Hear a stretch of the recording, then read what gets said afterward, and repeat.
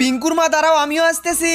ছোট ছোট শামুকগুলো আগে ব্যাগে তুলে নেই। পিঙ্কুকে ছাতাটা মেলে দে, আমি এক্ষুনি আসতেছি তোমার কাছে। আরে বাপরে, আমি তো পড়ে গেলাম। বাপরে, মুখের ভিতরে কি ঢুকেছে? সবকিছু গিলে খেয়ে ফেলো। আরে না, এগুলো তো শামুক, এখানে আরো অনেকগুলো আছে মনে হয়, তুলে নেই। হ্যাঁ, আমিও শামুক ধরতেছি, এগুলোকে তুলে বাড়িতে নিয়ে যাব।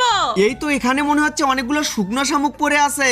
পিঙ্কুর বাবা দেখো, আমি বড় শামুক পেয়েছি, কিন্তু এর ভিতরে তো শুধু ময়লা। দূর ছাই ফেলে দেই। পিঙ্কুর মা, আমিও তো বড় শামুক পেয়েছি, কিন্তু আমারগুলো ভালো আছে।